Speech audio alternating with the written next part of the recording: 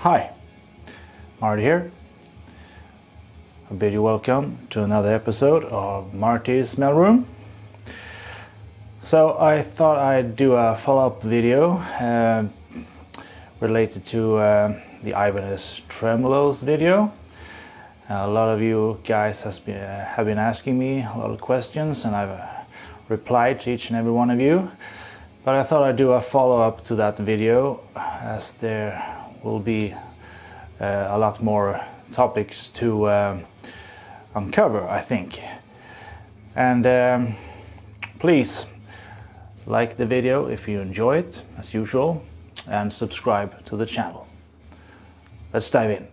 So if we're going to start off this video with a question that many are asking: which bridge is actually the best when it comes to Ibanez Tremolos bridges?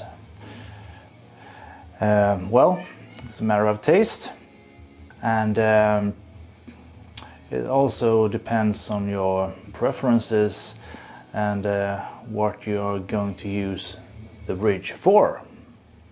So many actually uses the bridge to do some dive bombs. Actually, the quite common reason why you have an edge tremolo, and also do some squeals and whatnot. And also it helps keep the guitar in tune very well, if it's set up properly, that is. I'm gonna show you that how to do that in another video. I got some very interesting ideas and tips and tricks you might want to see. But anyway, so let's discuss which bridge is the best. If I take my guitar here, this is an Edge Zero. This is a bridge which is made in China, I think. It's Edge Zero Bridge 1. There is a newer version of this bridge, Edge Zero 2, which is a subpar bridge compared to this one. And that is made of very cheap materials, and also they are mostly found on the low tier guitars, as in the RG Standard series, or you have the Geos and whatnot. This is a custom, J Custom, so it has the Edge Zero Bridge 1. And I think they discontinued this one because of a patent issue going on, so that's why they did the Edge Zero 2. But they forgot to make it without the good material included. So this bridge is actually amazing, even though it isn't made in Japan. It holds the tuning very, very well, and also like that the angle here, I don't know if you can see that, maybe it's a very low key angle here, which helps your hand doesn't get in the way of maybe hitting a fine tuner or something like that. So if you're going for, I don't know if you can find these bridges anymore, but if you're going for an awesome bridge, this is it, the Edge Zero 1. Or if you want to have a bridge that is equally as good, it's a Low Pro Edge, which I think is the bridge that they are using nowadays to the Prestige and J Custom line. So go for one of those bridges. They are amazing. When it comes to the Edge 3 and you had the Low Pro Edge 2, Edge Pro 2, sorry. They have been discontinued, and they are also not made of they're not made of good materials either. So go for the Edge Pro if you can find one. You have the Edge Zero here, or the Low Pro. These are the bridges that are the best. And if you ask me which bridge I think is the best, please watch the entire video. And also a question what the differences there are between them. They are very subtle, as in I use this as an example here today. This bridge has, if you can see that here, on the tremolo arm here, it's a screw. You just unscrew that like that, and you just put the tremolo arm in and just tighten it up again. And the Edge Pro and the Low Pro just have you just attach the arm straight into the socket. And as for this trem here, also has a tool for the intonation. It's the only bridge that has a tool like that, which helps you just adjust the saddles here and the intonation a bit more more easily, I might say. And also on this one here, I've shown you this before, it has you can adjust the tension here by turning this bolt here clockwise or counterclockwise, depending on how you set it up or how the tension is, I might say. On the other tremolos, it's much like a regular Floyd Rose, but you just have to have a screwdriver and wind each screw separately. So this bridge here is more convenient in that way. And also when it comes to the Edge Pro and the Low Pro, the angle, like you've seen in the other video, a bit more turned down, you might say, more angled, so the arm doesn't get in the way at all.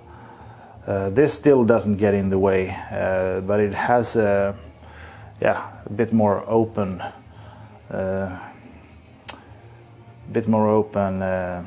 view here. So it can get a bit tricky if you're doing some things with your arm here, but the other ones are totally out of the way. And if we're going to talk about tuning, let's see, there are a lot of videos on YouTube covering this, and almost everyone has their own way of doing it. But the most important thing to think about when it comes to setting up a bridge like this, and I will show you that, as I said, in another video, in more in-depth look, is to have this bridge here in parallel with the body. You can see that there's a little mark over here that must be parallel with the body, which means the strings and the springs here have 100% tension versus string tension. That is what it's all about. So they can operate as at 100% maximum capacity.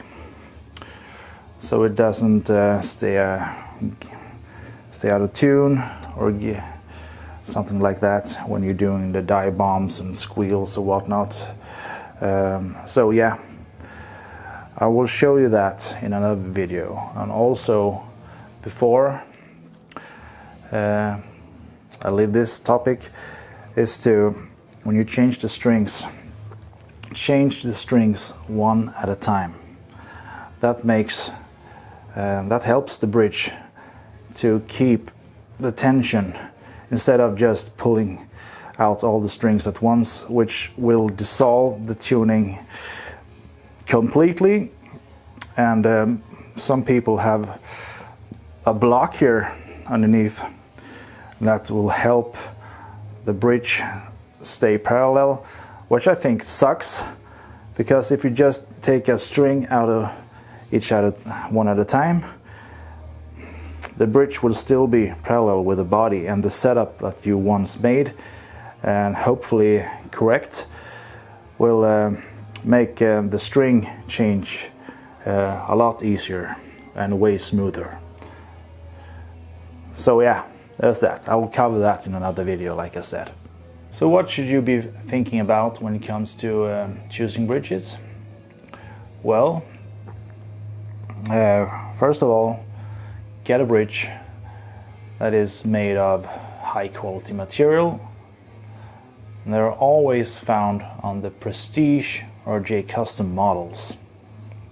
The premium models, well, I don't count those, as they are made in Indonesia, and they're not made of some high quality material either, and not the standard version and not the GI versions. So just go for the Prestige or J Custom line if you want a bridge that has some good material and will help, yeah, guitar stay in tune and in great shape for years to come if you take care of it, maybe 1 to 2 times a year.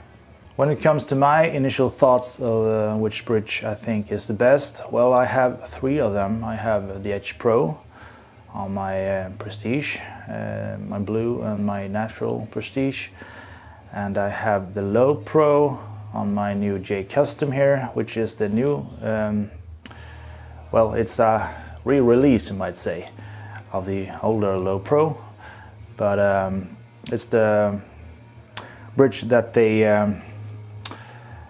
are making currently. And